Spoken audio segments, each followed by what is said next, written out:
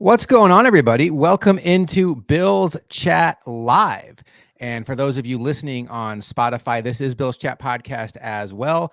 We are recording this, we are live on Friday night on September 13th, the day after the Bills' huge AFC East victory over the Miami Dolphins by a score of 31-10. Luka, how are you doing tonight?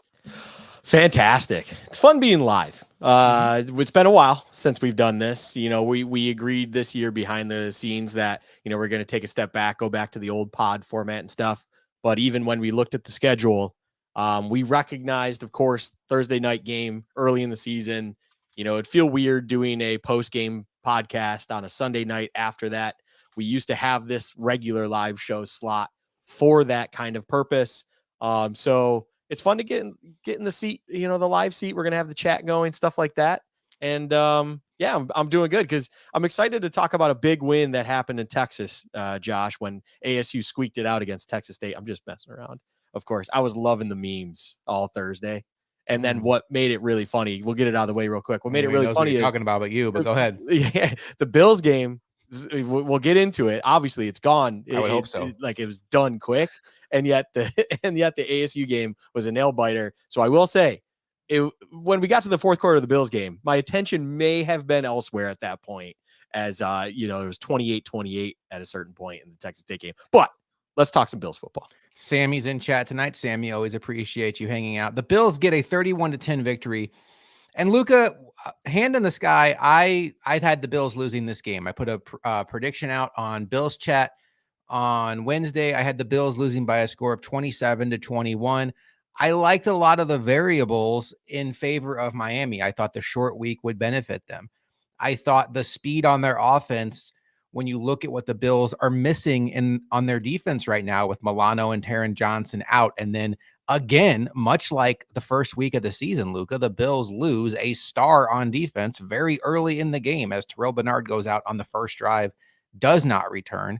We'll talk longer term about Terrell Bernard down the line, but in case you haven't heard, this is not a season-ending injury. It's in that 3 to 4 week range. McDermott said multiple weeks, and he did say they're still discussing whether they're going to put him on injured reserve or not. And right now, they decided not to put Taron Johnson on injured reserve, which I think is a great sign for Taron Johnson coming back. But Luka, there was obviously a bigger story in this game, particularly from the Dolphins side with Tua's concussion late in the game. We'll set that aside for now, because by the time Tua got hurt, I think this game was already decided. It was 31-10. What a statement game by the Bills.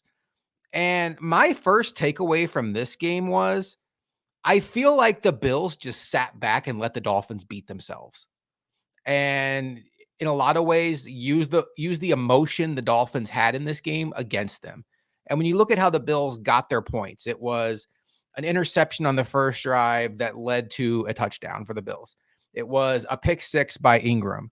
It was an interception that also led to points. It was a Jordan Poyer unnecessary roughness penalty extending a drive.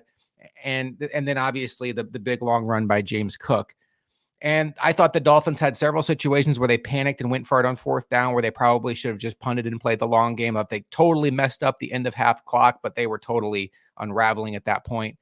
And I don't think this was by any means a great offensive game by the Bills. I thought this was just a Bills team going in there saying, yeah, I don't think you can beat us, so we're not going to do anything to beat ourselves. Let's just play ball, and we're pretty confident that at the end of this thing, we're going to have a higher score, and they did.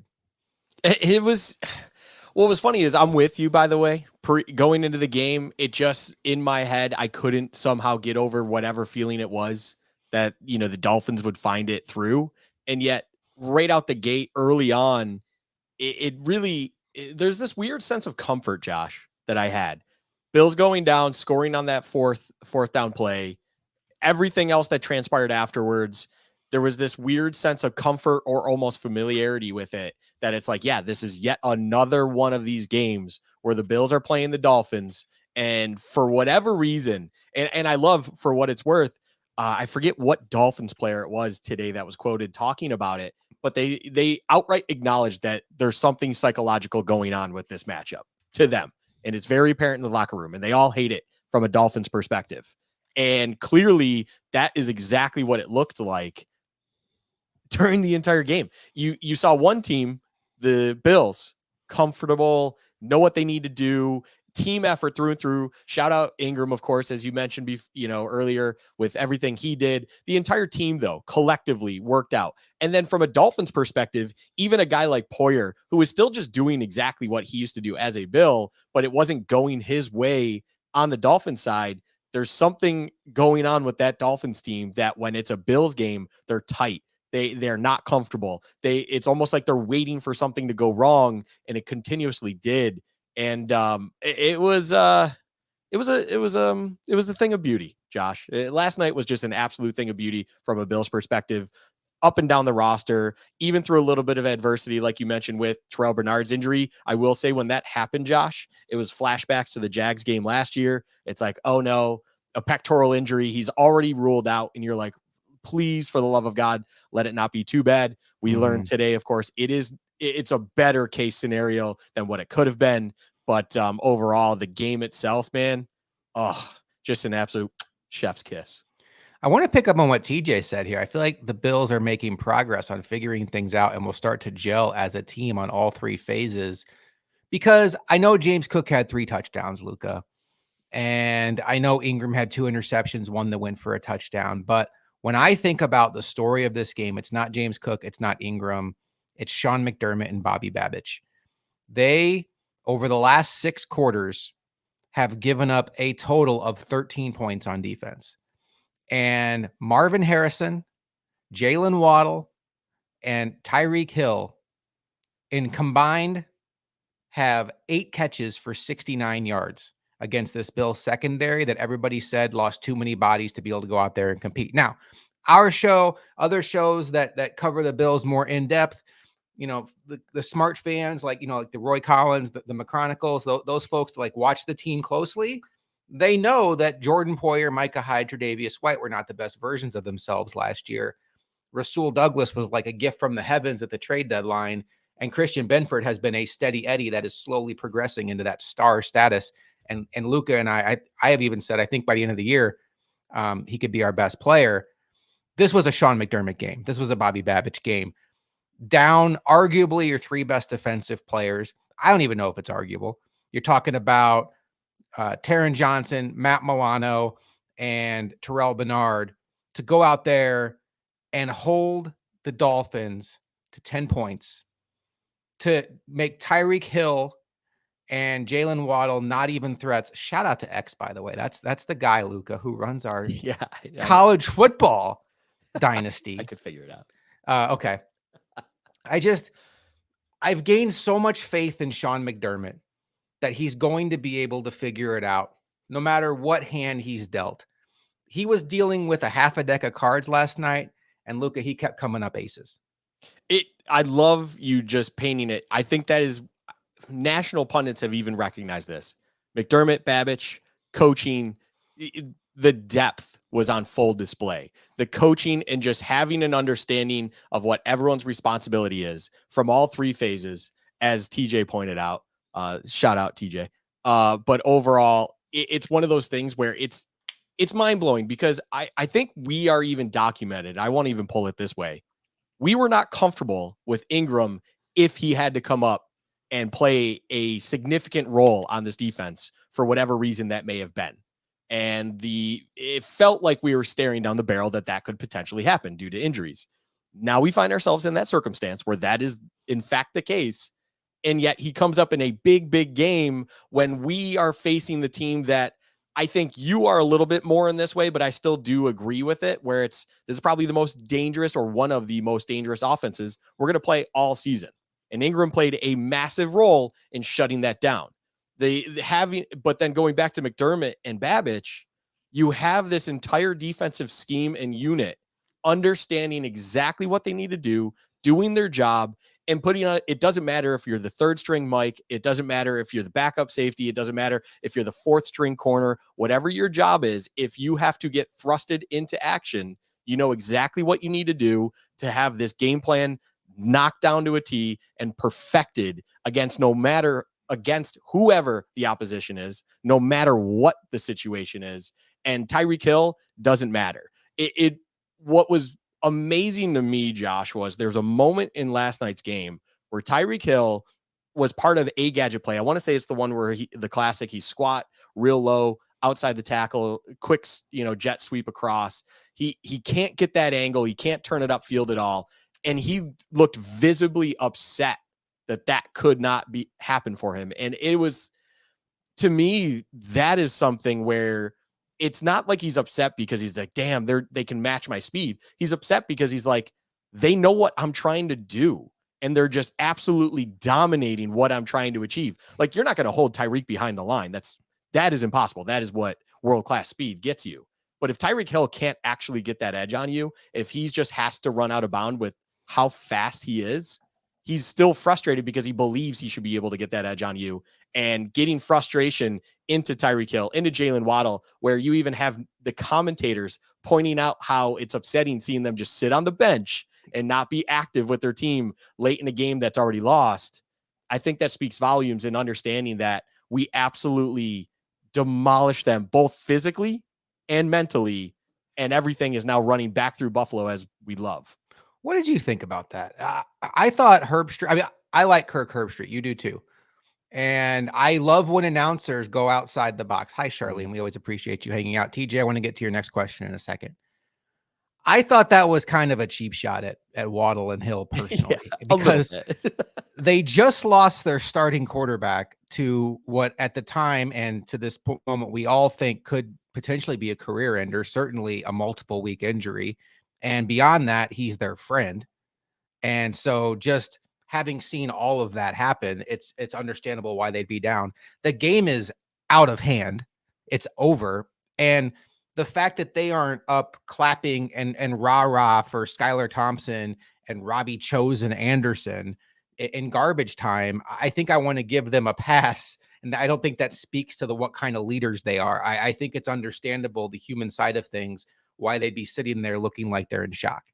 Yeah, I think the way that they approached it was a little bit, below the belt. I do believe that. I think that was them getting into a little bit of an assumptive kind of situation where, the game's out of hand and it's almost like they're just taking the easy way of, you'd like to see something more. It's like, instead, maybe you could do, highlight it for what it most likely is based on what is going on, exactly what you kind of painted out there. And realistically, internally, they're just frustrated with their own performances because they're competitive and they want to do great things. Tyreek Hill, even when it was 31-10 in the same regard earlier on in the game, there was the same shot of him up clapping, saying, let's get things going. Like he was doing that. Now you're showing them, as you put it, after Tua's injury situation, after the game is clearly lost at that point, it's late in the fourth quarter.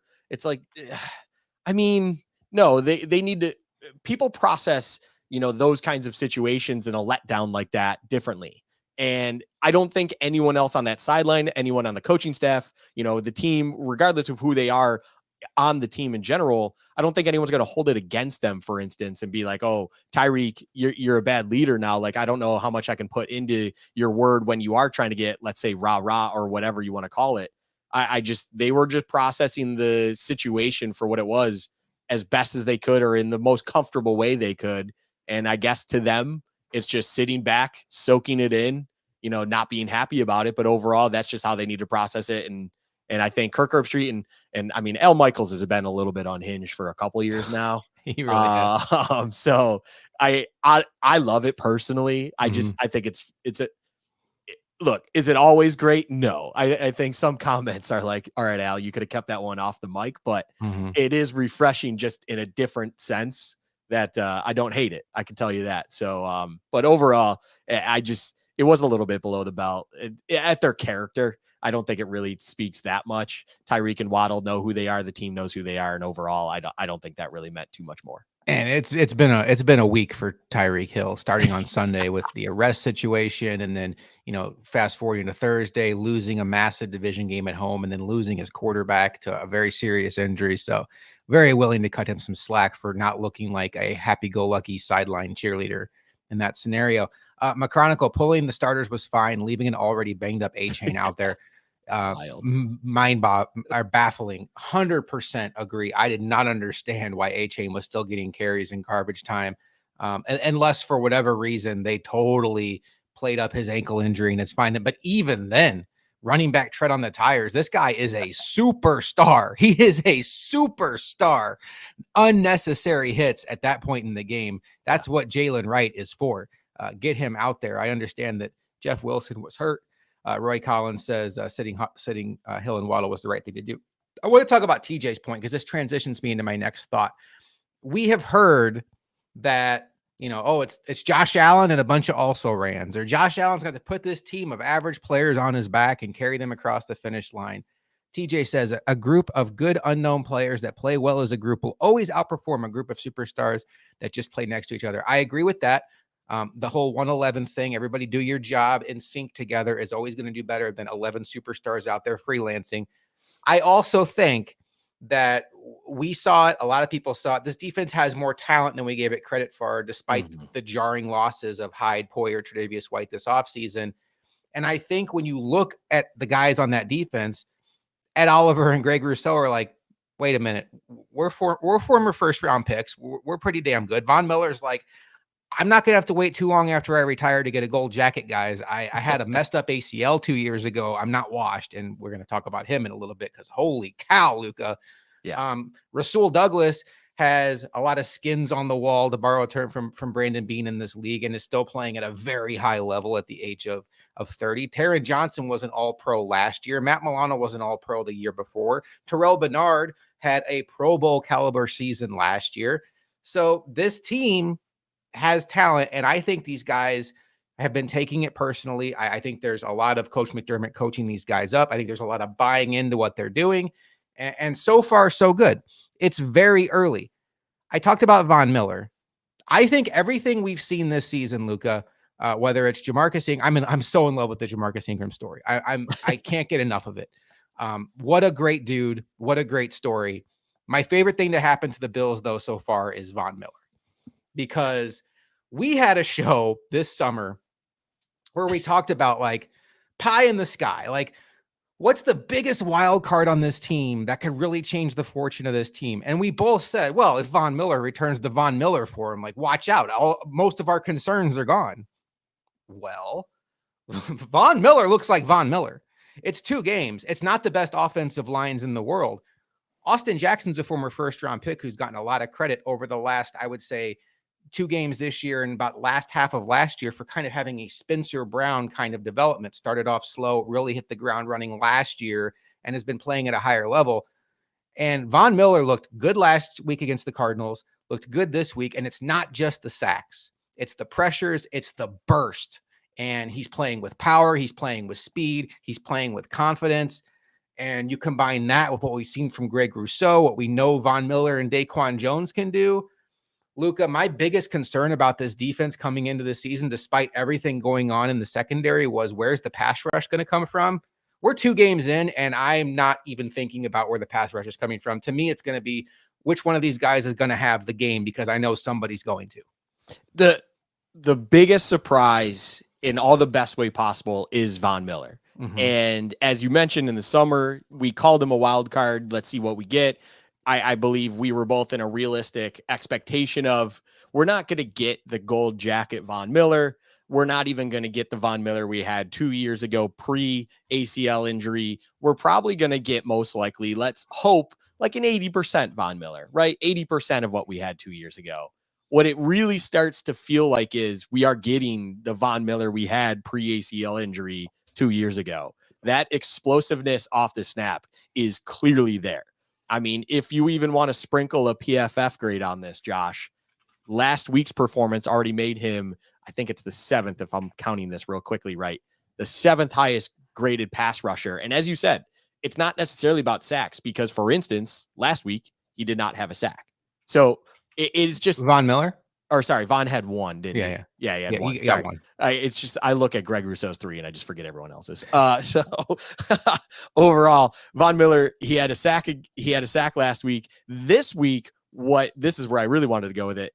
He influenced the play. It felt like time after time after time. And it was quite literally just because that get up off the snap was incredible. And eventually even Amazon was highlighting it, as they should. And it's like, holy crap, Von Miller's back. If Von Miller is back to that form, Josh, our question marks with the defensive line, as you even kind of hinted to, they're gone essentially. Because if you have Rousseau doing what he did week one, and if he continues to progress of who he is, Ed Oliver continues to be an absolute animal. Or as what was it? Who said it this morning? One of the guys out there, I think it was Chris Long. He said 100% canine. 100%. He got tested. He got his blood work done at Oliver. It came back 100% canine. And I was like, man, I love that saying. That's a really good one. Mm-hmm. So Ed Oliver still got that. If Von Miller's 100%, and then AJ Epinesa just goes back to being that kind of third key rotational piece that I think it suits him well. I think that's where he kind of sits overall, and he can step up when he needs to. The defensive line can take over and really disguise a lot of the discrepancies and issues you have behind you. And Balin Spector coming in and having the green dot, it was highlighted early on when he got thrusted in there. He clearly screwed up, in the end goal situation. That's 1000% on him. You can even see his head just like not know what he's looking at. And essentially like just leave Benford out to dry. Man, I felt so bad for 47. I was like, oh my God. Like you watch it off the snap and Benford even feels like, what the hell, guys? 2v1 is not my I know I'm good. I can't cover two guys at once. Yeah. But circle back to that, Spector figured it out. He started seeing it. He got in rhythm. And I think Spector, he's one of those guys where the athleticism I don't think is in question. It's just he's a coin flip if he's going to make the right decision. That comes with inexperience. He's battled through injuries. It's not like he has the game time under his belt. But overall, if he's going to have to get game time in there, the best thing you have for a Balin Spector is literally that defensive line in front of him, because they are going to be able to handle and take off pressure for him so much by providing pressure to the other team. That is just the de facto way it works. If you have they always say, Josh, if you can win the trenches, it's the best way to win a game. That's the offensive side and the defensive side. That is where games are won and lost, is in the trenches. And right now the Bills are just absolutely flying off the defensive line right now. And Von Miller, thank you so much for being an absolute freak and giving us yet another reason to call you a freak, as you will become a first ballot Hall of Famer, because holy crap, I don't think anyone realistically saw this coming. And there's two things I like about what's going on with Von Miller. One, I love the fact that he's playing better, and that seems like obvious. But two, I love the calculated approach the Bills are taking with him, despite the fact that he right now is clearly their second best, or I would say even first best. But the way Rousseau is playing, I'll give Rousseau a leg up. Edge rusher as far as pass rush goes. He only had 29 snaps yesterday, and he had 29 snaps against the Cardinals. They are very much limiting his snaps right now to keep that wear and tear down. They're recognizing his age, and they are really calculated about putting him in there on passing downs. Von Miller yesterday had 29 snaps, 22 of them were against passes. So the Bills are really aware of when it's a running situation, when it's a passing situation. By comparison, his first year in Buffalo before his injury in Detroit on Thanksgiving, he averaged 43 snaps a game. Greg Rousseau had 53 snaps. AJ Epinesa had 51. So I think AJ Epinesa is going to play a very important and very much non-rewarding job for this team. He's going to do a lot of the dirty work. He's going to take on a lot of the early downs. And then McDermott's always been you earn the right to rush the passer. Well, we're going to hold off on that this year. AJ, thanks for getting us the third down, but we're going to go ahead and bring Von Miller in. And let's not forget, folks, the Bills are also at some point relatively soon going to inject the NCAA sack leader from last year, Javon Solomon, onto this defense, who may not hit the ground running as a rookie, but it's just somebody else to add to the mix. So far, so good for this defensive line. Let's talk about the Terrell Bernard injury. You mentioned Balin Spector. I thought, despite the fact that he really did mess up that check on the goal line, which you can understand, Miami gives you a lot of eye candy. You certainly understand it. And, he was certainly out of place on that. I thought he played the run well. He played 62 snaps. Let's see what PFF thought. Yeah. So my eyes kind of agree with PFF. They gave him a 69.5 run defensive grade and let's see, 42 coverage. It's hard to tell, not really having watched it back on the all 22. My question now, though, is Luka, the Bills are going to have a chance now to kind of take a breath. They have this mini bye before they play Jacksonville next Monday night. And in Terrell Bernard, in Matt Milano, and Taron Johnson, they haven't just lost studs, they've lost veterans.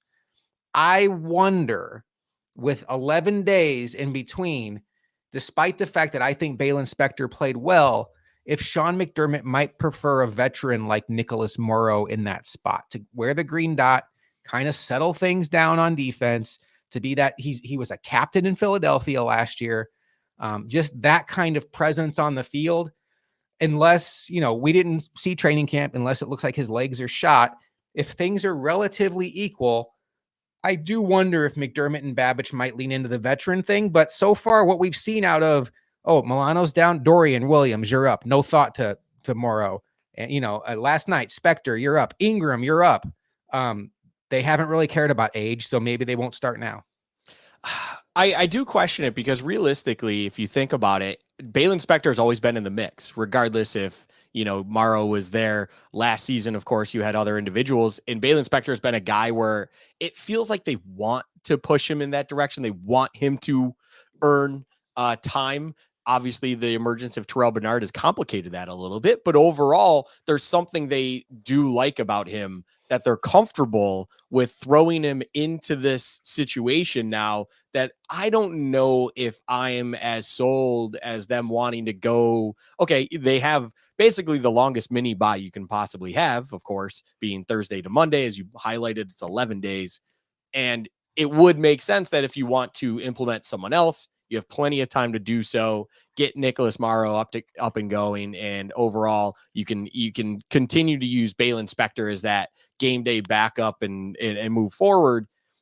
I question that only because it feels like if you really wanted to go that path, why would it change from game day to preparation? I don't know. It's one of those things where if they trust Balin Spector to be that guy needed in a pinch, why would you do it any other way with preparation? That's where I get with it. And I think Balin Spector showed, as you pointed out in the run game, at least last night, the athleticism and understanding of what he needs to do in run fits is right there. Where him and Dorian need to work on, as clear as day, is pass coverage skills. But look, if you can rush the passer as well as you are right now, you're going to be able to disguise that once again as best as you possibly can. It's going to be there between them and the safety question marks that are still there, as well as, as okay as they've been playing. The middle of the field as a whole is a little bit of a problem right now in pass coverage sense, but your boundaries are shut down. No one's getting your boundaries. Like that's the greatest feeling in the world. Outside numbers, good luck. You got Benford, Rasul, and if one of them needs to come off for a couple plays, it feels like they trust Elam. Maybe something switched there, and let's see what we got there. But effectively, your boundaries are shut off, so you just really can do as much as you possibly can. Cam Lewis can play that middle of the field as well. You're putting as many bodies as you possibly can in that middle to make those windows tighter, and the pass rush just needs to get home. I think that they're going to continue with Spector because I think they value athleticism and speed more than anything else. And yes, Nicholas Morrow's been around. Yes, he's a team captain. He's got tons of experience and understands what he would see in front of him at all times where he'd be able to temper things down.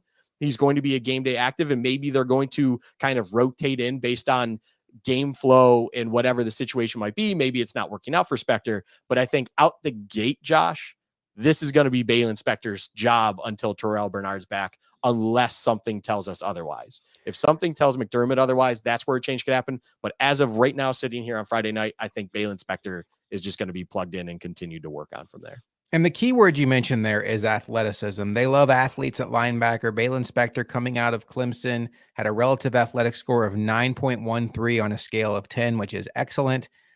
He had an elite composite agility grade, 4.640, 1.57 10-yard split, 36-inch vertical, 10.02 broad. I mean, this is an athlete. And we've talked before about Spector. There's been times the Bills have needed a body at linebacker. Last year in the playoffs, when they were down Terrell Bernard and Matt Milano, they were also down Balin Spector. This year in training camp, Matt Milano goes down. Balin Spector is not healthy. Hello, Dorian Williams. Now it's time for him to get his opportunity. I was calling for him not to make the roster. They don't listen to me, thankfully, because a lot of times I'm proven wrong. But this is a great opportunity for him. And maybe he is this year's Terrell Bernard, where he gets an opportunity and he runs with it. I'm excited to see it. The fact that the Bills are 2-0, it feels like they have a little bit of house money in their pocket where they can take some chances on some young guys. And I would say that when you look at the upcoming games these Bills have, Jaguars, Ravens, Jets, I do think run stopping is definitely a priority. So, it'll be interesting to see what happens, but the Bills have bought themselves some time with these wins, and it certainly looks like they are ready to take on the challenge no matter who's on the field. Let's talk about the offense, though, Luka. James Cook, 3 touchdowns, a goal line touchdown. In this economy, James Cook, a run from the 1-yard line. And for me, the thing that I have been dying to see James Cook do, what was evident on that long touchdown run where he beat Jordan Poyer to the end zone, he was super decisive through the hole, no dancing, and then he immediately busted outside where there's a lane. When you are a smaller speed back like James Cook, who played on a Georgia offense that was better than everybody else they played against, or at least as good, it's so easy in college to just rely on speed. The trickiest thing for a running back like him, a running back like Devin Achane, is when you get to the NFL to realize that you can't outrun everybody. Now, Achane hasn't really learned that yet, but he's doing just fine. So what you see with these speedbacks is a lot of times they try to bust runs outside that shouldn't go, and it ends up being a negative play, and you forego a good run lane. I think James Cook has almost come in and overcorrected that, where he doesn't try to bounce runs outside where the blocking calls for it to go outside. It's like he's very determined to prove he's a between the tackles runner. Last night, right through the hole, it was a triple team block. I don't know what the Dolphins were calling on defense, where they had Hand getting blocked by 3 guys. He's not even a good run stopper anyway. The hole was there, and then he beats the linebacker to the outside long, and then it's just him and Jordan Poyer in a foot race, and we all know how that's going to go. And I love the burst. I love the decisiveness, and I love the explosion. It's everything I dreamed of about James Cook, the runner. We knew how fantastic James Cook, the receiver, could be. If he starts to put together this thing as a runner, holy cow, now you're talking about a dynamic playmaker. It's one game. I'm still not ready to put him in the Hall of Fame, but I love what I saw out of James Cook last night. You know what James Cook's running style has kind of reminded me of? Because I'm in agreement with you for the most part. It's almost like big brother syndrome or little brother syndrome. He wants to run like his big brother Dalvin. Mm-hmm. He's almost trying to make a point of it at times where it's like, hey, man, you're not Dalvin Cook, and that's okay. Like, you're not as big as Dalvin Cook, who could kind of also slip through those tackles or slip through the offensive line, slip through the gaps, and then all of a sudden hit that second gear and burst. It's like, it's okay to take this one outside and still utilize your speed. To your point, even though, coming in out of college, I think Ray Davis had quite literally that, where he tried to bounce it outside last second, thinking he could just, take the edge like he used to in college. And it's like, oh no, this is the NFL. If you try to just bounce it outside for basically no reason, you're going to get got, and it's a negative play, and sorry. And James Cook has kind of done it in the complete opposite sense, where it's like he really does want to keep it in between the tackles. He wants to show that he can be that guy. And dude, like, you're fast enough that if it calls for it, man, take it. If it only works out to be 4 or 5 yards, so be it. It's okay.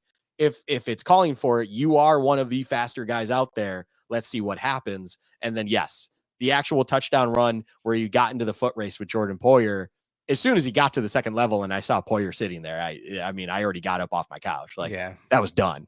We know for years now, unfortunately for Poyer, we've known where his athletic capabilities have gotten him at this point. It's not for his running abilities anymore. It's more for his ability to still tackle people 18 inches off the ground. If James Cook can continue to do that, even against non-Jordan Poyer safeties, once he hits the second level, it's going to be, I thought it was a little over the top when they started mentioning Thurman Thomas's name at one point, but Lordy. I don't know if that was during the broadcast or if that was during a thing this morning, but I heard someone say it and I was like, let's long way Pump till the that. brakes. Yeah, long way. But it is nice to think that James Cook could maybe figure it out to be that kind of dual purpose back. He's got both things in his bag, and you have to defend him and honor him both for, yes, his pass catching abilities, but also on the ground. You have to respect him for it if he can figure it out. And it slowly feels like it's getting there, Josh. It really does. And last night it was finally that time where, just like the Dallas game last year, it all kind of started working out. And if you can do that a little bit more consistently, and then less of the weight is on Josh Allen, Josh Allen is going to be a very happy SOB if that keeps happening. He's going to be a very happy person. After the game, when he was sitting there right next to Fitzy on the actual panel and just talking, he looked glowing. He was so happy that he basically had to do nothing. He didn't have to put his body on the line. He didn't have to do quite literally what he had to do the week prior, that then had his hand wearing an offensive lineman glove to protect it. You know, he was a happy camper that he showed up and he got an A on the project by basically, you know, handing the ball off. I think he was very happy with that. So hopefully James Cook can figure that out. And then, not to just to wrap it up, I know I took a little bit of a mini shot at Ray Davis. Ray Davis still looked fine after that. Yeah. I think it highlighted what you were saying perfectly, where it's like he had a little bit of a, oh no, this is the NFL. And then he started hitting his gaps, hitting his lanes appropriately, and getting a couple good runs in there. But James Cook, man, the sky really does feel like the limit as of right now. He just needs to do this a little bit more consistently. The one part of his game I'm not sure will ever come is the contact balance. And you did see it on the touchdown run. He got a little bit of contact early in the run, kept his feet a little too much in his career of like gets tackled by arm tackles, a little bit of contact gets him to the ground. It's funny you mentioned Thurman Thomas. I will say this. I think James Cook has Marshall Faulk level route running. Now, yeah, Marshall Faulk never, ever, ever dropped the ball. Ever dropped the ball. Like, it's almost a meme where there was like a Madden commercial where they were like, okay, no, Marshall, we need to film you fumbling for the video game. He's like, I don't fumble. And, you know, he was like a receiver playing running back, but who also ran like Thurman Thomas. But like he has the traits to be such a special weapon, and the way football is played in 2024, I think so much of that translates to what the Bills are trying to do. So it really is exciting to see. You know, I don't want to take a shot at Ken Dorsey, but it's exciting to see the Bills now using this weapon out of Georgia that was such a dynamic weapon, such a diverse weapon in dynamic, diverse ways. It's, you know, go figure. Okay, well, on the other side of the coin, maybe a little bit of negative. I would say that mostly underwhelming results so far for the passing game this year. Last night, I think 100% just by necessity. I mean, your quarterback's playing with an ailing left hand. The other team can't do anything. The running game is dominating. There's no reason to put anybody in harm's way. What is your concern level now that we are 2 games in, less, more, same spot you were at on the Bills' weapons? I'm not passing game. Passing game in general, I'm not concerned. Last night to me is not anything you even remotely concern yourself with the passing game. You don't. The game did not dictate it. I do think this Bills team overall, if they can get in rhythm running, they will not lean on the pass at all. They will not feel like they need to. It's fine. Last week against Arizona, the game called for it. Eventually, you were 2 scores back. You needed to get things going. And it's like, all right, hey, 17, we need you to just, you know, rip out a couple of good, nice passes, figure it out a little bit here. And in a span of 1.9 quarters, you know, he figured it out for the Bills, got it back in, you know, in control. And then they took it from there. This game, it was out of hand before it really even needed to get going anywhere, because I felt early on the passing game was okay, Josh. I mean, correct me if you feel otherwise, but it was fine. And then all of a sudden, next thing you know, blink of an eye, you're up 2-3 scores. You get a defensive pick six, it's 31-10. And it's like, I mean, don't throw the ball.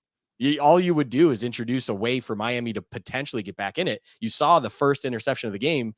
It's a bad timing throw on Tua's part, hits a shoulder, ends up in the defense's hands. It's like, avoid that by, hey, don't throw the ball. So in the Bills sense, just keep running it. Do whatever you need to do to just, you know, you're not milking clock, but you're just doing the thing you need to do to get wins. It's not the prettiest thing in the world. It's big boy football. That's what it is. It is That's how you win football games. That's how you consistently win football games. You don't always need to go out there and show why Josh Allen's the best on that day. It's like, this is why Josh Allen's an MVP. It's like, sometimes, man, just take your win. Like the Dallas game last year, this Dolphins game this year, just let it happen. Just let the game go away and dissipate. It's fine. You are, I mean, as you have it here, manage the game, run it out, and just don't put the ball in harm's way. That's the only way you can let the other team get back in it. And I think it's a beautiful thing. So concern for the passing game, there is none. I still, where concern for the passing game could develop is if you're in a game where going into the fourth quarter, you're down 7, Josh, and you need Allen to do something for you. Say it's, 10 minutes left or whatever it is. It's not yet necessarily like it's 2-minute drill time, but it's like, hey, you need to get going a little bit here. If they're stalling out at that point, that's where concern starts. But we haven't even had that yet, and nothing otherwise has shown me that the passing game can't work. I love that they got Kincaid going early on, and it just wanted to get the ball in his hands. There's a clear understanding of that. They're not just saying everybody eats, Josh. Everybody truly eats, and they will even recognize it's like they understood week one. It was a little bit disappointing that Kincaid didn't touch the ball. Not that I think Kincaid himself was disappointed with that. I think just in-house, they would love to get a guy like Kincaid comfortable and wanting to get him going. So right out the gate, what do they do in Miami? 2 of the first 3 passes are in his hands. And that's the kind of thing I love seeing in the passing game. It's like you want to get your playmakers the ball, get them comfortable early, and just let things go from there. I don't think there's a concern whatsoever with the weapons right now in passing yet, because you haven't needed them. Yeah, I love the effort to get Kincaid involved. I want to ask you a Kincaid question in a second. And then I thought Shakir had a strong game last night also. And I think going into it, you could kind of see that coming because Ramsey and Fuller are their 2 boundary corners. And, Fuller still playing at a very high level. Ramsey, I think, is nursing an injury, still that hamstring injury. He does not look right, but he's still Jalen Ramsey. So I don't know how much you really want to go out there and test him. And Kader Kohu, after a strong start to his career, has really been a guy the Bills have loved picking on. And so you could kind of see that Shakir thing coming from a mile away. TJ asks, do you think MVS will actually do something? TJ, I think MVS is going to be a useful player for these Bills, but I don't think he's going to be somebody that is going to pop up every game, every week. And what I mean by that is I think he had an impact week 1 against the Cardinals, even though it didn't really show up in the box score. There was a bomb Josh Allen threw to him that was just barely overthrown. But if you dive into the all 22 of what the Bills were doing to Dalton Kincaid, or the Cardinals were doing to Dalton Kincaid, they were really bracketing him. They were trying to keep hit the ball out of his hands. The Bills caught them in that, got MVS over the top of their defense, and they missed the throw. But it put it in the back of their mind of, okay, this guy can get behind us. We have to come up with plan B because we can't be giving up 60-yard touchdown bombs. I think it'll be a more comfortable version of the Gabe Davis role. Gabe Davis felt a little over his skis as wide receiver too, because I don't think he brought enough to the position as far as the route tree and as far as where he can attack a defense. He can get you deep. MVS can get you deep. I think he can do some things underneath. He did catch an intermediate pass against the Cardinals, really because they were so afraid of the speed at that point that he did a little in route and then he was wide open. I think he'll be a somewhat useful player, but he's a guy that I think by the end of the year, maybe he has 15 catches. And I don't know, Luka, that it's going to really matter that much, but I'd say by the end of the year, maybe 1 or 2 bombs connect with him and they'll feel like cool moments when they happen. I think quite simply the way to say what MVS's role is on this team is exactly what it was when he was a Packer with Aaron Rodgers. I don't think it's any different. MVS would randomly pop up 3 to 5 games a year with Rodgers in Green Bay because it was all connecting and they needed that guy to just hit the defense once or twice over top. It works out. As you even said that the Cardinals recognize, it's like, we need to respect this. It backs everyone off. It puts the shell coverage on and then opens up everything underneath that the Bills realistically want to do high percentage, efficient offense work, so on and so forth. They have the playmakers to make that work in spades as well. I think that's all MVS really needs to be too. Like, MVS is not a guy that I believe to be in this offense for regular, consistent production.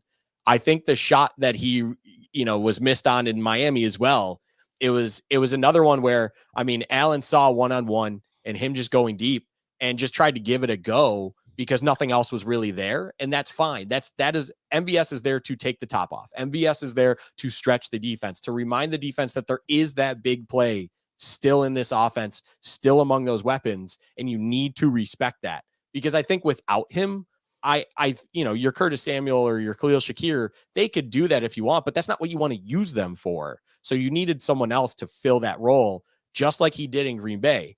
I think why, when he was in Kansas City, he took some flack is because they were using him as a more regular weapon. And that's just not his bag. Just like we talked about with Gabe Davis. It's like Gabe Davis was a really good utility, kind of put him in big slot receiver to take the top off. Like that's what he was. That's not what you have now. Now that's what you have MVS for. That is what his role is. And that's A-okay with me. I don't need him to be 1,000-yard receiver. I don't need him to get, 5 catches a game. He just needs to be that guy who will remind week in, week out with one play, if it needs to be, every defense is like, hey, there is this guy, that big play is there. And then a handful of times, Josh, it will connect. Allen will find him and it'll be a big play that's beautiful to watch. But that's all it needs to be. That is MVS. You have your Mac Hollins, you have Shakir, you have Kincaid, you have Knox, you have Curtis Samuel, you have Keon Coleman, you have all these other guys to do all the other things you need to do. MVS is there for one job and one job only, and that's A-okay. Yeah, and it's important to mention he is the 5th receiver in the pecking order. And when you factor in Kincaid and Cook, you're talking about maybe the 7th receiver on the team in the pecking order, or 8. One thing about MVS too is he's a lot bigger than people think he is. He's a big boy. He's 6'4", 206, and he gets decent run blocking grades, and that will help him be on the field in situations where you can be in run heavy looks and the defense has to respect it, and that's where he can really catch you deep. So something to keep an eye on.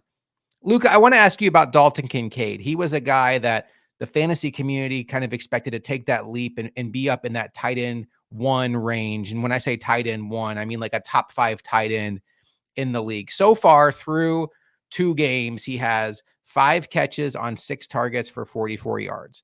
Last night we mentioned he had, the Bills really concentrate on getting him the ball early, but then the game script just got away from the Bills in a good way, football wise, bad way, fantasy wise, and nobody in the passing game really ate, including Josh Allen. Do you still think, if you did before, that Dalton Kincaid will have the kind of season that puts him in the top 5 fantasy tight ends? I think it's still there. It's not like tight ends have really hit the ground running in a fantasy perspective. I mean, Isaiah Likely's your TE1 right now. That seems unlikely. Ayo. Come on. So it's still absolutely there in a fantasy perspective from just a production standpoint and everything. It's one of those things where the first thing anyone ever said about this team, and the thing you heard from the players themselves, was everybody eats. This whole, it's a collective unit, it's a collective target share, all of these things. That in mind, it's like you should not be surprised if your guy's going to have off weeks. You should not be surprised if all of a sudden, he goes from 4 targets like he did this week, and next week we see him with only 2, and then the following week he could have 8. I think game script plays into this, of course, just like today, just like last night, as well as other situations there where, for the Cardinals, for instance, they clearly wanted to attack the boundaries. As you mentioned, the Cardinals were highlighting Kincaid. Essentially, they were trying to take that away. So to get at the Cardinals, you had to establish the run or work the run game and then work the boundaries. That's what the Bills did. That's why you saw Keon come up with the big catch, and you still had big days elsewhere on the perimeter. It's okay overall. If you're a Bills fan in this situation, there's no reason to panic. I think, tight end perspective wise, Kincaid's fine. It's, as I said, they wanted to get him involved early. It was clear as day. And then all of a sudden the game script just changed. And that's it, for all the right reasons, as you even put it. Do I think that Kincaid has somehow not become that go-to target for whatever reason? No. I think Kincaid and Shakir are still your quote unquote go-to targets. That is absolutely clear to me. I feel no different any other way. I think that is the focus of this offense in the passing game. And if that's the case, there's nothing to fear when it comes to Kincaid's situation.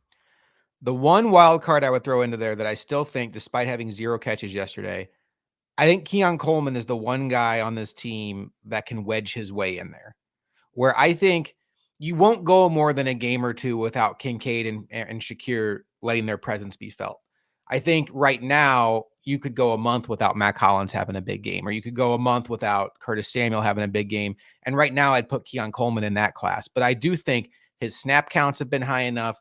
I think and the talent level is there. I think he's a player that could evolve into that role. And then maybe he's taking some of those targets away. That would be a great problem for the Bills.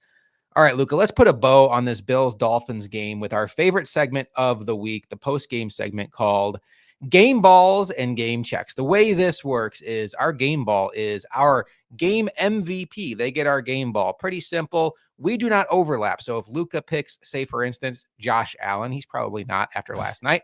I will not pick Josh Allen. So, if there is one obvious pick, one of us is going to have to go away from that.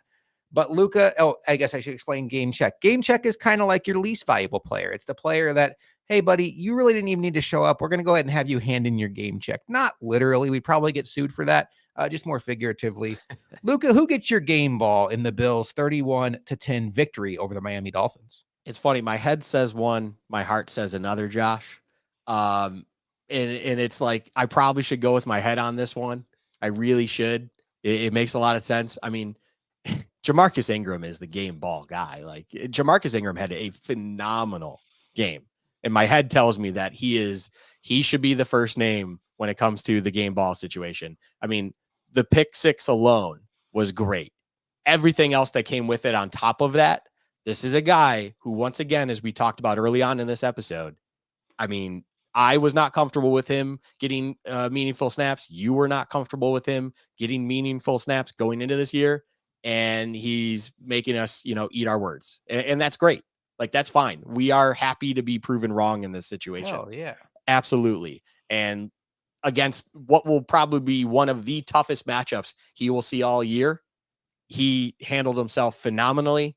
And it makes it exciting to know that there's yet another reliable depth piece now on this defense that can fill a role when needed, if needed. And that is just a beautiful thing to have as a team that's trying to compete, of course, for Super Bowls. You need those guys because injuries come, and yet you have another guy who can step up, who knows what he needs to do and can do it at a pretty high level on top of it. That's a great pick. I'm kind of have a head-heart thing going on too. I'll tell you my heart first because I'm going to go with my head. My heart is Sean McDermott. I feel like this is a guy that's come under a lot of scrutiny, for the Tyler Dunn piece that came out last year where he made the reference to 9/11.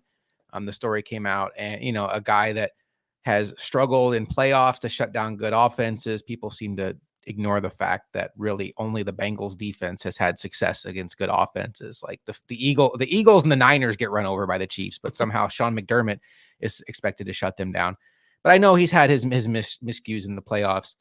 Last night was a fantastic McDermott night. I'm not going to take that route though. And then I would say, I think Balen Spector would deserve consideration for coming in a tough spot, wearing the green dot against Miami of all teams with all the eye candy on Thursday Night Football, national TV on a short week. I mean, that's no easy task. I almost talked myself into Balen Spector just now. But I'm going to go James Cook. I feel like, kind of like your pick with Ingram. I mean, if we didn't come out of this with James Cook and Ingram getting the game balls, I think we'd lose a little bit of credibility. And, James Cook, I don't even have the box score up. Do better, Josh. He had 3 touchdowns on the day. He had the long touchdown run, which I think really put the game away, made it 24-7. And then it went into halftime at 24-10, finished the game 11 carries, 78 yards, and 2 touchdowns. What a fantastic play design on that first touchdown through the air by Joe Brady, using Curtis Samuel to distract the defense and also identify that they are in cover zero man. And then they just totally got David Long off of James Cook. James Cook is catching the passes this year. That sounds simple, but that's something he didn't do last year. And, look, when you average 7.7 yards per carry and you touch paint 3 times, you're going to get my game ball. And James Cook absolutely deserves my game ball. Luka, not a lot to be upset about last night from a Bills perspective. I'm having a hard time coming up with a game check, but in the spirit of the game, I do have one. I'm going to hope you don't take him from me. Who gets your game check? I'm taking him from you. I don't even know who it is, but I'm taking, it's Tyler Bass. Yes, you didn't take it. Okay. It's no, it's Tyler Bass. Okay. Look, I'm not saying that it's like cataclysmic what happened.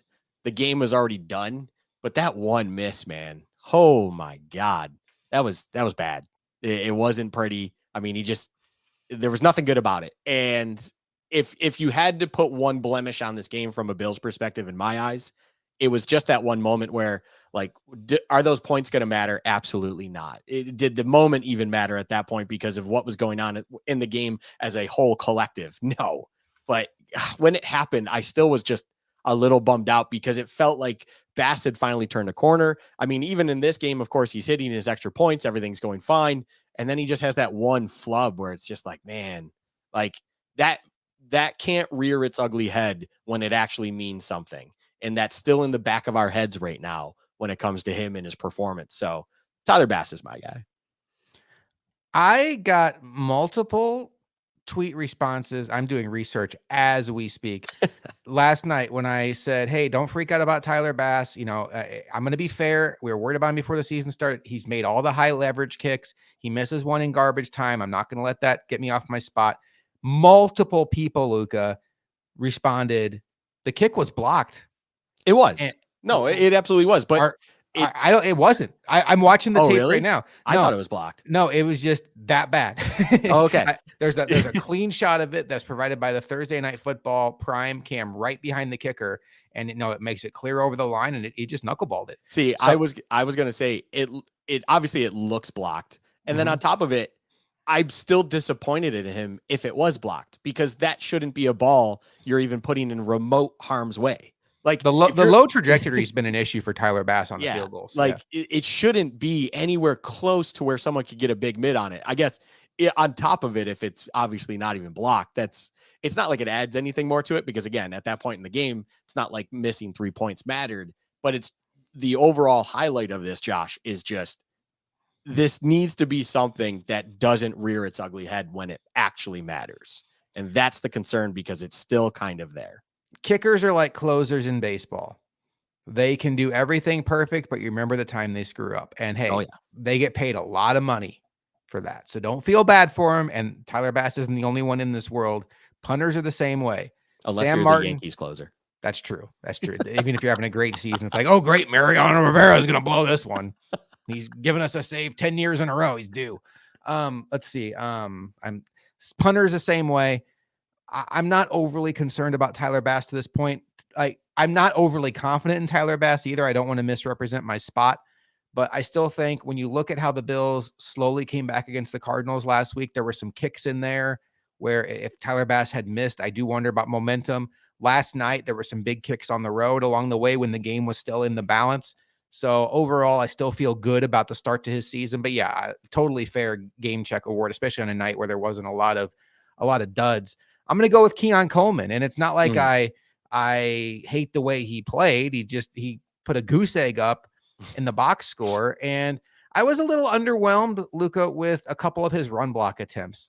Jalen Ramsey threw him to the side a couple times to blow up the ball carrier in the backfield, and then I was able to watch the game on All 22 live on Prime, and I did notice a couple times that some of his routes that he ran. Just slow developing. I know he's not a fast player. That's not what I mean. It didn't look like he was necessarily going all out on every route. Like you could tell maybe he wasn't the primary receiver, and they can coach that out of him. They will see. If I see that, they will see that. Okay. And they'll get that coached out of him. But you need everybody to be looking like they're going to get the ball, or else the defense can tell pretty quick in the route. Like, okay, he's not getting the ball this play. So all of that being said, not worried about Keon Coleman, but who else? I'm not going to give it to Terrell Bernard, folks. That would feel a little unfair. Let's talk about Tua. You and I are not doctors. We have not talked about this today. I know I speak for both of us when I say that was a very scary situation. It put a damper on what was an otherwise very enjoyable game for the Bills. When you see something like that transpire, it's really hard to watch. I know you have the same feelings. We've watched sports for a long time, and there's just certain injuries where it's like you kind of become numb to it. Like a player breaks his arm and you're so used to seeing stuff like that. You're just kind of like, oh man, that stinks for him. Hope he's back soon. But then there's certain injuries that just kind of stop you in your tracks. And given to his history, given the fact that it's happened multiple times on national TV, your heart just goes out to him. Your heart goes out to his family. Your heart goes out to the Dolphins because, they're committed to him. And depending on what happens here, that can be a tough financial situation. I'm not going to be the one that sits here and says Tua should retire. I don't feel comfortable saying that. I think he'll be the one to decide that. He's not going to listen to me anyway. Josh McCarty from Bill's chat will be nervous the next time Tua takes the field. That's just me putting my hand up, whether it's next week, whether it's next month, whether it's next year. I'll be nervous every time he takes the field. And I don't like that feeling watching sports. So I hope the best for Tua.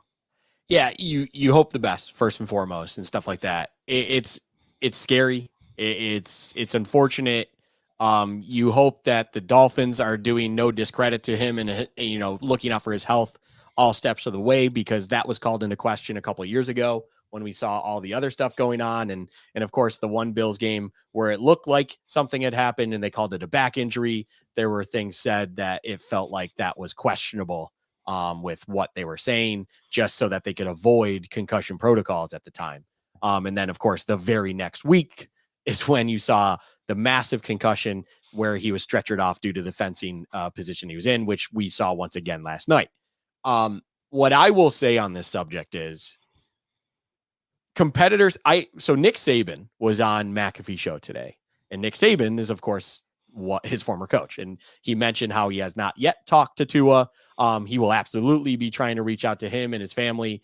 Nick Saban has a little bit of an intimate relationship with him, just because when you are a college coach of a high-end recruit, you become very close to those individuals. That's just the nature of the process. And I thought what he said about Tua and his character and just who he is as a person was very interesting. And I kind of support just essentially what the mindset is with that. And what Nick Saban basically laid out was, he's not sure what Tua is going to do, but he knows Tua is, of course, a phenomenal person and is ultra competitive. You don't get to where he is with that. And Nick Saban didn't almost sound fearful in saying that he believes that it's just not in him to call it a career here. And he will just support him for whatever it is, because Tua's the kind of individual where he knows and recognizes, Saban that is, recognizes he is thinking of what's in his best interest, his health, everything like that. And Tua's not going to just make a rash decision on this. And if Tua believes at whatever point in time it is that he can, get back out on the field and compete again under center, Saban believes that Tua knows what he's doing. He's making an educated decision, and he's going to keep going out there and doing what it is. It's not for any other reason beyond that. He doesn't believe that he would be the kind of person that would try to do it just to justify to the fans or justify his contract or whatever outside kind of noise it might be about. He is going to make the best decision for him, for his family, for himself, everything involved, and whatever he needs to worry about. So what I will say is this. I believe, and I live in this world where it's like, I understand myself. I'm with you. I think it's going to be natural. It's similar to like what DeMar Hamlin's situation is, similar to all these other individuals when they have massive, serious injuries that clearly have trauma also linked with them. And from there, you get a little bit of, you're a little nervy when watching it, and you're curious as well to see what the reaction is. But I think listening to Saban talk about Tua specifically and just where I'm at in general, I would like to believe that an individual as smart as Tua, an individual who just understands themselves as much as Tua, would make an educated decision what's in their best interest, both for football and then after football. And at the end of the day, if he believes that he is still good to, get back out on the field and compete once again, that's the reality of it. He's doing what he believes is best. And, as you even said, he's not going to listen to anyone else on it. And that's his decision. That is that. And it's not like I'm sitting here going, I support it. But at the same time, it's like, what else is there to be said beyond that? That is just, he's going to do what he believes is best for him. And I think, it's not wrong for anyone else to speak up on it as well. You had, Antonio Pierce just outright say in his presser today, retire, man. Football's not it, essentially, like it doesn't matter. And that's Pierce's respect to Pierce. That is his, opinion on it and stuff. My opinion is I respect whatever decision Tua makes, plain and simple. If he believes that he will be fine and he can get out there and do whatever it is that he needs to do after the concussion, whatever time off it is, and then he can get back out and compete, great on him. If he believes that this is it and he needs to retire from here, also good on him. Whatever it is, I believe, especially once Nick Saban talked about it and said that he's no dummy. He's no idiot. He knows what's going on right now. And he believes that guy he coached for years, it's like he's an ultimate competitor, but at the same time, he never puts himself in jeopardy when it comes to himself as a person. Obviously once you're on the field, it's a little bit different because, quote unquote, you see red, like you're competing. You're not thinking about your health anymore. But overall, it's like, that's his decision to make. And you just have to kind of go along with it, whatever it might be. And I would implore everybody out there who's listening, it's very easy to be that person on Twitter who just types a tweet in 30 seconds, Tua needs to retire, send.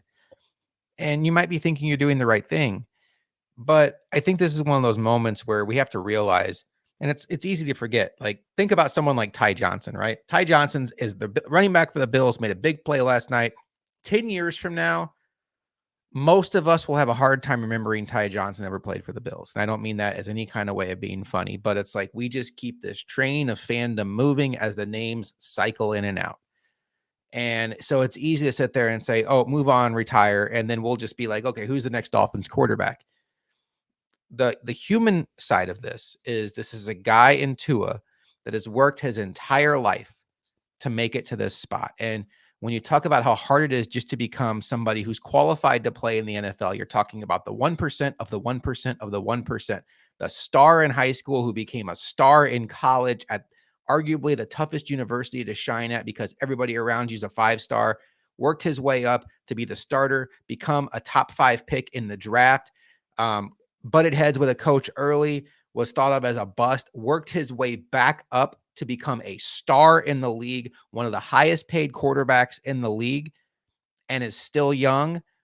To be told that you should retire, not because of skill, not because of anything you did wrong, because of a physical ailment that is out of your control, is a tough pill to swallow.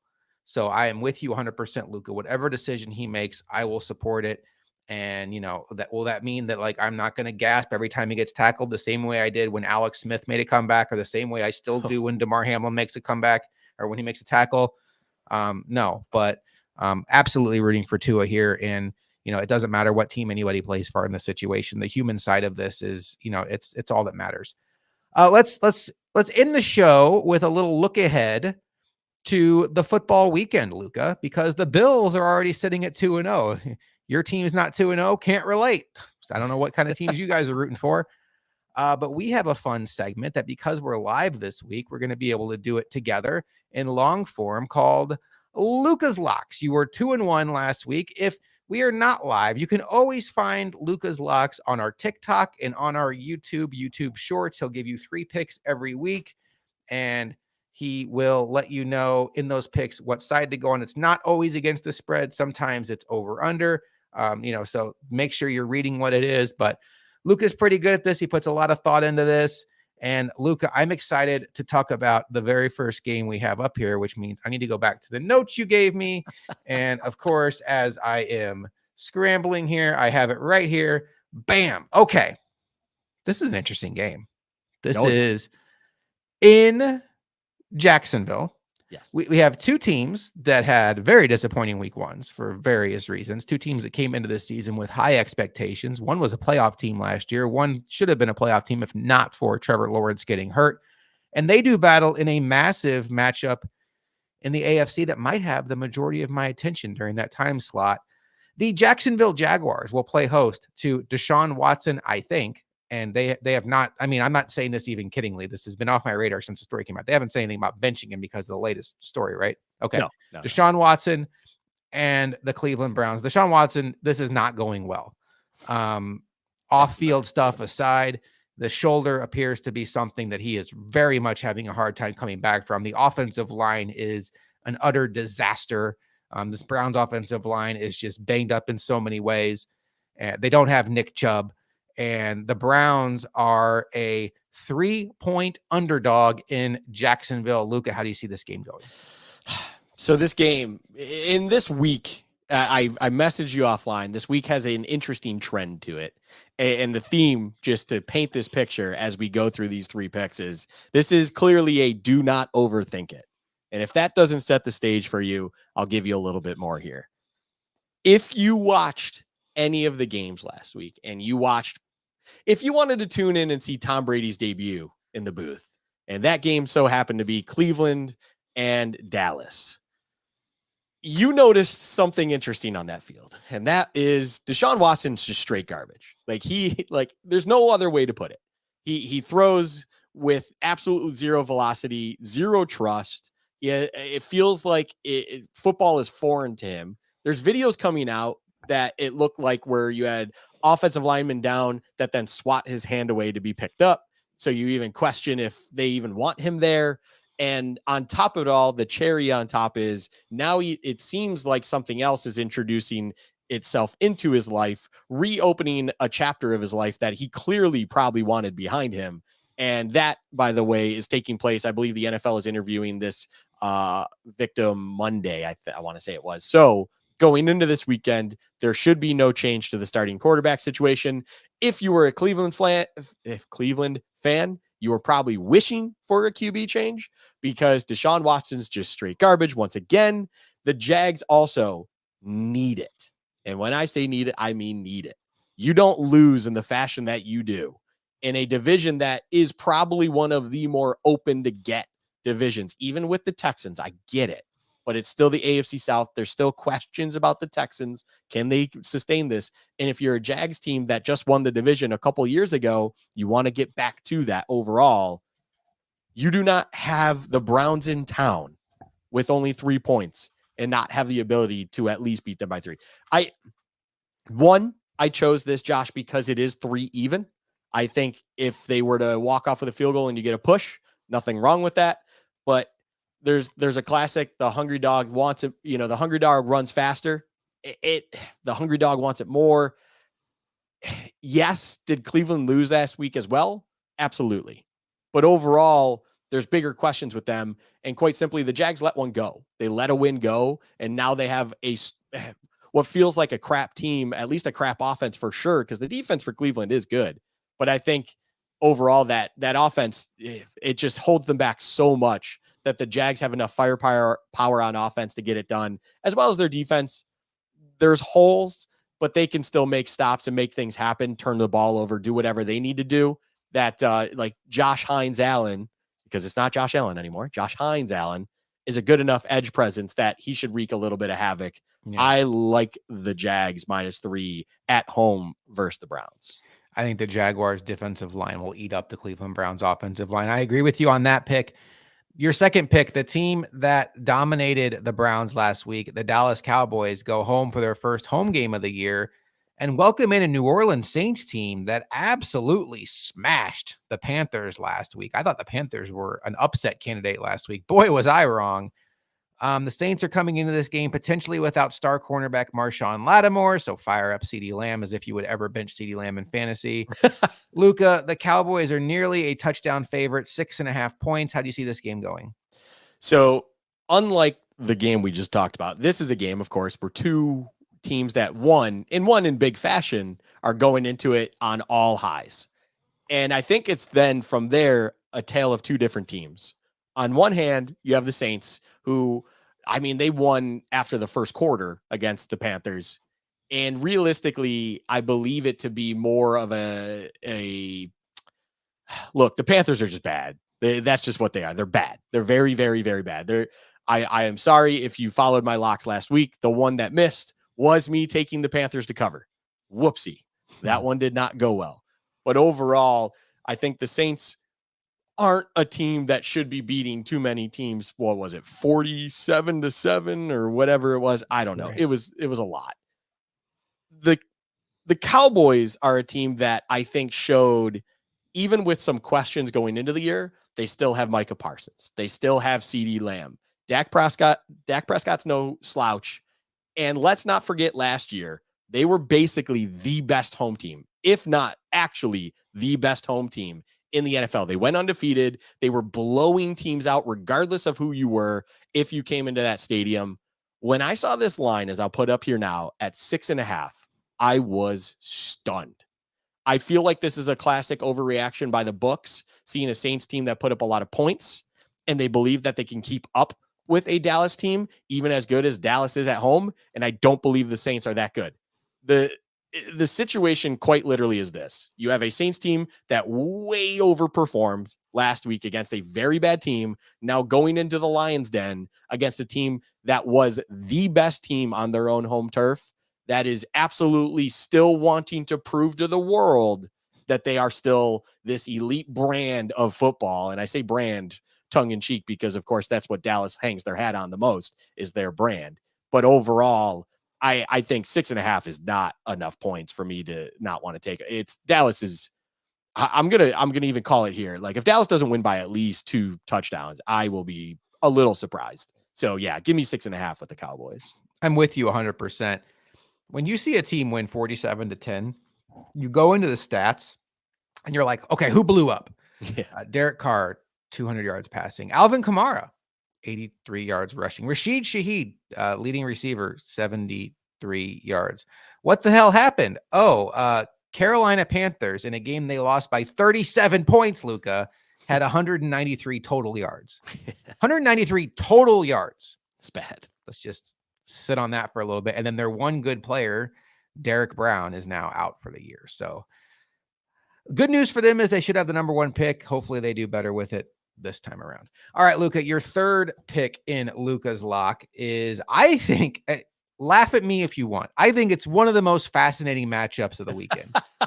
Now, look, I have a crush on the Commanders' new quarterback. I'll let you talk about him only because I have shares of him in Dynasty, Jaden Daniels. I am fascinated by what happens with this Giants team. And I don't mean by like, are they going to make the playoffs? I mean, like, what's the downstream effect of how bad I think this could go, even though we're both like over the moon in love with their number 1 pick this year. The Commanders are a 1.5 point favorite. That might be the last time on this show we're able to say the Commanders are favored over anybody until they play the Giants again. But they play the Giants this week in Washington. They are a 1.5 point favorite. Luka, this made your locks for a reason, I assume. So what do you think? Yeah, like there's a very common theme from the first game we talked about here in the game we're going to talk about now, Josh. The first starting point here is this. Daniel Jones is not good. Daniel Jones is just not good. I said something to you before the show on why this became my lock of lock. I laughed so hard this past Monday when live on McAfee, live on other podcasts and shows, you were seeing insiders reflect and talk about how their phone was buzzing, and they sent out tweets that showed that the Giants felt there was a need to tell them that Daniel Jones was going to be starting again this week. Unsolicited. No one asked. That's like making sure you go around to all your friends and reaffirm to them that this girl you're standing next to is your girlfriend, in fact. Like, no one was asking otherwise. No one questioned it. People were questioning how one was with the other in the first place, but no one was trying to confirm that at this point in time. And yet you felt like you needed to go out of your way to say it. What does that tell you? They've been thinking about benching him already. They are thinking about life after Daniel Jones. I think it was even apparent in the offseason Hard Knocks that they kind of wanted a quarterback if one fell to them appropriately. It didn't work out. They still got Malik Neighbors, a guy they also really, really liked.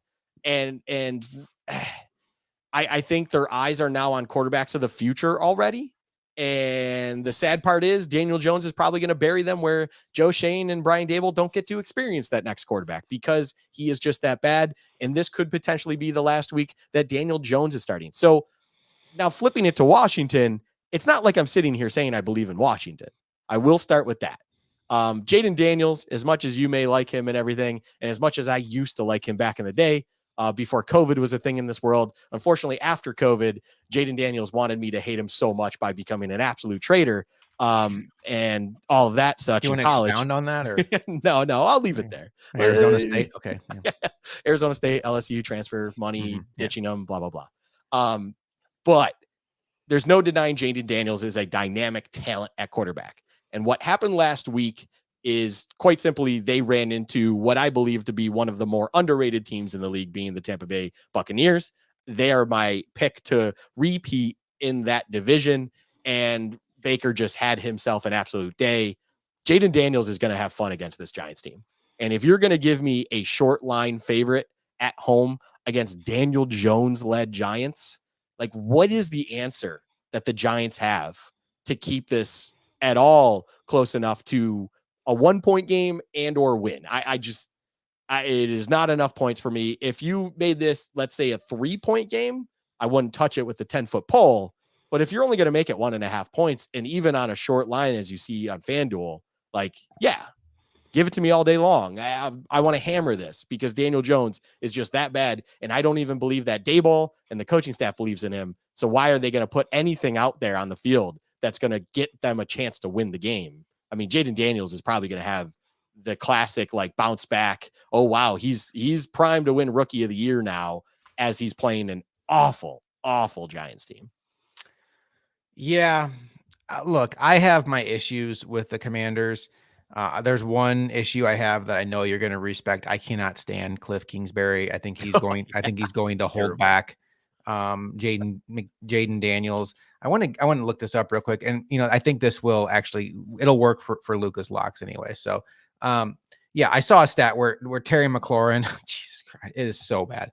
He had 48 snaps last week. Terry McLaurin, the number one by far playmaker on the Commanders, the guy that you would want to scheme open for your rookie quarterback, right?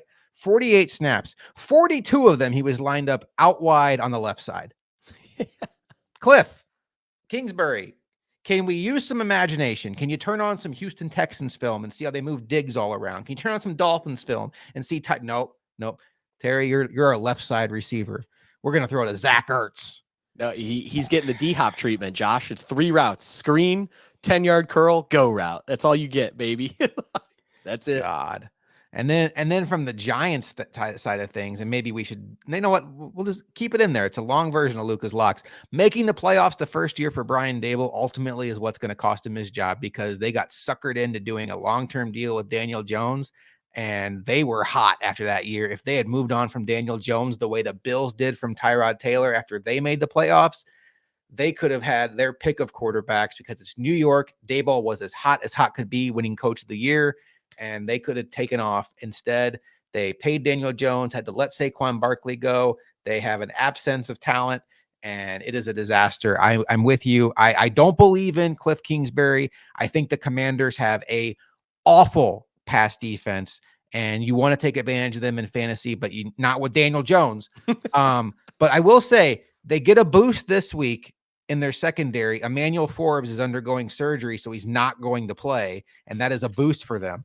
That sounds really mean, but that is going to do it. We have the Jacksonville Jaguars -3 against the Cleveland Browns. We have the Dallas Cowboys at home -6.5 against the New Orleans Saints, and the Washington Commanders -1.5 against the New York Giants. That is the 2-unit play of the week, and that is going to do it for this week's edition of Luka's Locks. All right, Luka. What else are we looking forward to this week before we get out of here? There's some exciting games. I mean, the Bengals, man, the Bengals just can't stop talking. And look, I get it. I think maybe people are forgetting how good the Bengals can be at their best, but they're not near their best right now. Jamar Chase is a shadow of himself, as he's still kind of deciding if he wants to be a Bengal. T. Higgins isn't playing. Joe Burrow doesn't look healthy. They lost to the Patriots last week, and you have Sean Murphy Bunting. That's who it was. No, Cam Taylor-Britt, who Sean Murphy Bunting. Cam Taylor-Britt calling out Xavier Worthy, which, I love, but he's like, oh, he's just a straight line guy. Put your hands on him. He can't move. You have Jamar Chase saying that everybody knows the AFC goes through us. Yeah, Cam Taylor-Britt, everybody, you missed the one. He said, if you put your hands on him. And I love what Rich Eisen did. He goes, did you miss that one little word in there where it's like, if you put your hands on him? It's like, that's a pretty big if after what we saw through 1 week with Xavier Worthy. Because Do you forget that Andy Reid's really good at scheming people untouched? Do you forget that Andy Reid is probably one of the best, if not the best, at designing unique and fun ways to use those kinds of guys? Your Xavier Worthies, your Deshaun Jacksons, those guys have a field day in an Andy Reid offense. So choose your words wisely, because the word if was your most important thing in that statement. Yeah, I mean, I think that the Bengals are going to get their tails kicked in that game. I think it's a big Pacheco game. They can't stop the run. I'm sure they'll find a way to get Worthy involved. If What are your favorite games this week? I'll toss out a couple that I like and then give you a chance to look at it. I really love that Sunday night matchup. I know when you first look at it, you're like, Texans at home against the Bears, but I am a huge believer in the Bears defense. I've been saying this, you've been saying this, like that defense on paper, they have so much talent. I like Matt Eberflus as a defensive play caller, and I'm very curious to see how they stand up to what I think is going to be an elite offense in this league in the Houston Texans. Now, it could be a situation like the Carolina Panthers experienced last week, where if your offense gives you no support, it doesn't matter how good your defense is. I'm curious to see what we get in the second game of Caleb Williams. It looks like Keenan Allen and Roma Dunze are both maybe on the doubtful side of questionable. That's not good. But in general, I'm curious about that chess match. Very curious about how the Jets look rebounding off of that Monday night game going into Tennessee, which won't be easy. I think Tennessee has a sneaky good defense, but that's a game to me, Luka, I think the Jets need to win. The Jets Titans one is, I mean, can you imagine that there is, I think you can actually talk yourself into this, Josh, going into next week's Thursday night game, which is Jets, Pats, Patriots. There is a world somehow, some way where you can have a 2-0 Patriots playing an 0-2 Jets team. And what a wild turn of events that would be from what we expected that game to be going into the year. So yes, the Jets Titans game, Jets have to have it. It's not a must win game. It's week 2. We have to remind it, just as if the Bills would have lost this Miami game. It's week 2. It's not the end of the world. Just like we haven't won the division because we beat the Dolphins week 2. It does kind of feel like the division will still come through Buffalo. But overall, a little bit. But overall, we haven't won the division. We haven't even come close yet. A lot of football still to be played. The Jets need that one though. The Chiefs Bengals one. If it wasn't for the fact that the Chiefs historically don't cover games, Josh, I would have probably included that in my locks, because the Bengals are just absolutely atrocious in September. Joe Burrow is actually, I believe, if I remember, I don't know the actual record, but I want to say he's bottom 5 among all active NFL starters when it comes to records in September. It is fascinating because, of course, that means Joe Burrow is quite literally one of the best records following September among starters in the league, because they've had a lot of success. But it's you just can't trust Chiefs with 6 points to cover. I mean, for whatever reason, they just find ways not to cover games. It's very weird. They were a toe away from not covering against the Ravens. So it's a crazy circumstance. That'll be a fun game. Rams Cardinals. Mm-hmm. Best 0-1 versus 0-1 game on the slate. Agreed. It is going to be a great game. It's gonna, if you like betting overs, look, it didn't make my locks, but I love over in that game. And also, it feels a little weird that the Cardinals are favored. I get it, but not actually if you look under the hood. Look under the hood. There's a reason. A lot of things going on with the Rams that it makes a little bit more sense. It makes me a little fearful when it comes to the Cardinals, though. I will say it's like things seem too good. Another game, honestly, that I'm looking forward to outside of Bucks Lions. I think that one on paper is phenomenal as well. It's a replay of the divisional game last year, of course. And it should be a lot of fun. That's one that I think is actually a sneaky under because it feels too much like an over. Colts Packers, though, Josh. Malik Willis getting a start against Anthony Richardson and the Colts. It was an 8-point swing. Not to get too much into betting talk here, but it was an 8-point swing from the opening line of what it was when Jordan Love would have been starting to where Malik Willis is. So that means the Packers would have been around 5-point favorite. And instead now you have the Colts getting even the hook, unfortunately, at -3.5 where it opened. I think it's currently at 3 even. If you're the Colts, you have to win this game. Yes. It's weird to say that. It's, again, week 2, and you're on the road in Green Bay. No, like 100% with you. Yeah. Like, it's a weird, if you just take that, it's like, you don't have, like, going into the year, you would have been like, this is a loss, and that's okay. But now things have changed. And you showed that you can compete with the big boys after last week, in my opinion. You showed you could go toe and toe with one of the most hyped teams going into the year, being the Houston Texans, of course.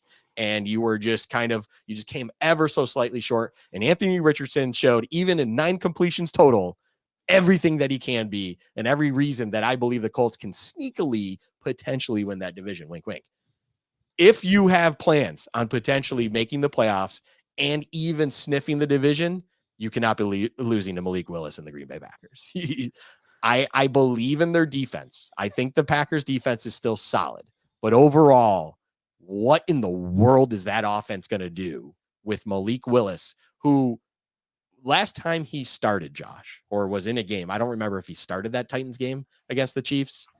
Vrabel had to coach his ass off to get that thing into overtime, where Malik Willis could not move the ball forward. He just couldn't do it. So it was why Vrabel instantly gained my respect, because you had a quarterback that made you want to have Ryan Lindley out there starting under center, not Malik Willis. And Ryan Lindley is held in he's Nathan Peter level to me, just to put that in perspective, individuals. So yeah, if you're the Colts, that's the other game, Josh, that I'm looking at. And I'm like, I will be pretty fixated on it, to be quite honest. One, because I love watching Anthony Richardson play. And two, there's something about the Colts that I just enjoy watching. And then I do also like the Packers.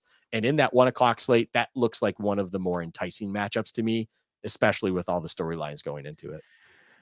So I agree with you 100% on the Colts. And if you've been watching this show for a while, you know I have a soft spot for the Colts. I have family that likes the Colts. If I had a second team in football, I don't. Like I root for the Colts to do well for my family, but I root for the Bills no matter what. So like if there's an end of season scenario where it benefits the Bills if the Colts lose a playoff spot, like buy Colts.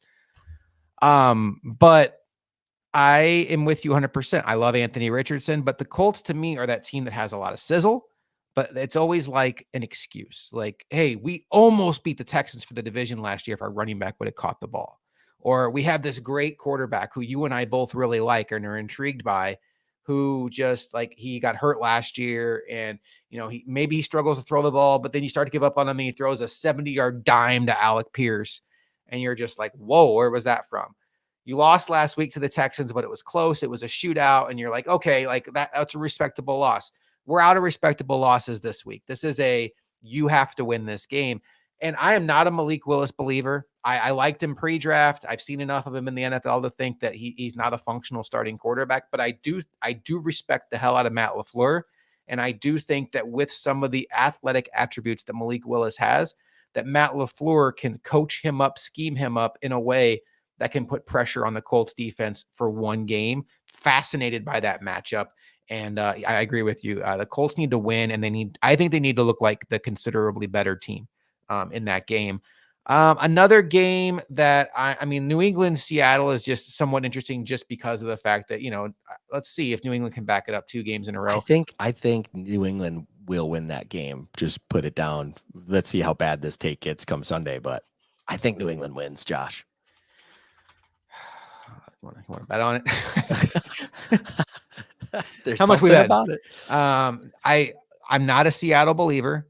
Ken Walker being out, less than ideal. But I was going to be like, Geno Smith I'm not a Geno Smith guy, but it's just like Jacoby Brissett. Let me put it this way. I already threw one game after watching New England against Cincinnati. Not that I'm overly thinking Cincinnati's a juggernaut. I will say I'm down, I think, compared to most on Cincinnati.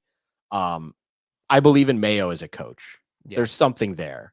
And because of that, I think I believe in Mayo as a coach more than the first-year coach on the other sideline. And I don't believe in either team. So I'm going to take the coach I believe in more. Let's just put it that way. Mayo is in the rare situation where being the guy to follow the guy isn't a bad thing. Yeah. Because Belichick, for my money, is the best coach of all time in the NFL. But by the end, he wasn't winning. But he was still that hard ass that I think had to wear thin on his team. I think there's a real Brian Flores to Mike McDaniel transition potential here with Gerard Mayo, who I don't think he's as much of a player's coach as Mike McDaniel, but I think he's kind of a breath of fresh air. He understands players. Obviously, he was one not too long ago. And I think there's a sense of like relief in that building. And, not to pat ourselves on the back, Luka, but you can go back to 2 years ago when you, me, and Stokes were losing our mind as Christian Gonzalez fell down the draft board. And boy, oh boy, after one game this year, does he look like an absolute star. Two more games I want to mention real quick. I am excited. Vikings at Niners. I don't believe in Sam Darnold, okay? But I'm rooting for Sam Darnold. And I would love to be wrong about Sam. I'd love to be as wrong about Sam Darnold as I was about Baker Mayfield. Let me put it that way. Where guy who was a top pick, who flamed out in a bad situation, finds himself in a good situation and revives his career. And if you remember, Baker Mayfield had a stop between Cleveland and Tampa, and then he got to Tampa, and it's been good. I don't think Sam Darnold's going to reach the peak that Baker Mayfield hit. I believe 100% in Kevin Stefanski. I think he is the kind of coach that that can elevate Kevin O'Connell. Kevin O'Connell. As soon as I said it, I was like, why am I picturing him wearing orange? Cleveland. I believe in Kevin O'Connell. He made the quarterbacks last year at the end of the year productive, and then they ran out of gas. I'm not thinking that Sam Darnold is going to take this Vikings team to the playoffs. In fact, that would be disastrous for the Bills, who own their second round pick. I'm just curious to see how long him looking functional can last, because it looked good last week. He's got Justin Jefferson. He's going to be playing this week without Jordan Addison, but he should get him back. They have Aaron Jones. Eventually, they'll get the good tight end back. For whatever reason, I can't think of his name right now. Hawkinson. Jesus. Hawkinson. So I think they'll get smashed by the Niners this week, probably. Yeah. But if they win this game, I'm going to start getting nervous about that second round pick, Luka. I am fully prepared for Sam Darnold to continue to confirm to me and the world that he is exactly what I thought he was going into that draft. And I'm happy about that. And Baker is showing exactly what he was when I liked him as much as I did going into that draft. Because I think if we, not to bring it back to Cleveland here, but what was really funny was hearing all the Monday reactions where right out the gate, people are talking about Baker and what life would be like in Cleveland right now if they still had Baker, if they didn't run him out of town like they did. And it's like, yeah, life would be better if you weren't assholes. But overall, you guys have put yourself in this predicament. Sorry. With Sam Darnold, I'm not like actively rooting against him to bring it back to this game, but he's not good. He's just, I think Kevin O'Connell did a great job. We already saw against a very bad Giants team of squeezing all he can. He took that lemon that is Sam Darnold and is just squeezing the life out of it as best he can. That's what we've seen with Josh Dobbs, and everyone else in the past. The marriage with him and Kirk Cousins was so good because I think Kirk Cousins is at least cerebral enough and understands football at a high enough level that it doesn't take Kevin O'Connell doing that. It's just an extension of Kevin O'Connell then out on the field. You're not going to get that with Sam Darnold. I think once things are starting to be, I think Sam Darnold has tells, he has trends, he has things about his game overall that eventually gets picked up. And even great play callers like Kevin O'Connell, he's going to be scrambling to try to disguise that as best he can or game plan around it or do what he needs to. But even that said, it won't take a long time for the 49ers to figure that out. They're just too damn good. Like, this is where the Niners are going to continue to show why they are one of the betting favorites to get back to the Super Bowl. What hurts my argument, or not my argument, my curiosity on Sam Darnold is he was a 49er last year. And you would think that if somebody would tap into that potential, he looked good when he filled in that role when, they had a bench. The two drives against Baltimore. Yeah. Like Those were lit. Yeah. Oh God. Why? No, he looked fine. Like he looked 10 times better than he looked like as a Jet, as a Panther. Like he looked better. And I think but it's not like he was exceptional. And I think you're getting the same thing out of Kevin O'Connell and the Vikings offense with him. So it's nothing special. I like this slate. Even Monday night, I'm curious to see what happens with Kirk Cousins. It sounds like he might be completely just washed, but we'll see. We'll see what happens there. Steelers, Broncos, intriguing to me from a quarterback standpoint. Bo Nix looked brutal last week. Can Mike Tomlin continue to win with Justin Fields? I think he can, particularly if he keeps getting against bad offenses. It sucks we don't get Russell Wilson for that game. God, it's so annoying that we don't. Like, But Justin Fields is like a million times more fun to watch. Oh, no. Yeah. Like in general, yeah, of course. But no, storylines and just wanting to watch Dangerous against the Broncos, who literally are paying him $30 million not to be on their team right now. Well, have you heard the story that Mike Tomlin like prefers Justin Fields? Yeah. Oh, yeah. In what world is Mike Tomlin not the most powerful person in Pittsburgh? Why is it like he has to pretend like there's an injury? Just, I'm Mike Tomlin. I'm going to the Hall of Fame. I want Justin Fields. Like, be fine. I don't understand it. Yeah. The last one, you mentioned the Bucs earlier. I think Bucs Lions rematch of the divisional round last year is a fascinating game. And, I think a lot of the Bucs success last week was impressive. But I also think a lot of it was the fact that I think the Commanders are going to have really bad days against a lot of teams. I'm curious to see what they can do in another environment where I think they'll have to put up some points to keep up with the Lions. That could be a really fun NFC matchup. I don't know, Luka, anything I haven't mentioned yet that really sticks out to you on this slate? No, other than Ravens might put up 50. And if you are watching Chargers Panthers on any screen in your house, you need to reevaluate your life, because that is going to be the most miserable game to watch of all time. It is the best feeling in the world to watch a relaxing Sunday afternoon of football, knowing that your team already has a win in the win column. We can all enjoy that with the Bills' victory over the Dolphins on Thursday. For Luka, I am Josh McCarty. This has been Bills Chat Live. We will be back next week, next Monday, for what will be a pregame show for Bills Jaguars. It'll drop Monday where all your audio podcasts can be found. It'll also be right here on Bills Chat YouTube. If you're watching on YouTube, please take a moment to like and subscribe. It helps us out so much as we are trying to turn this into your one-stop shop for all Buffalo Bills content. For Luka, I am Josh McCarty. We will talk to you next time on Bills Chat.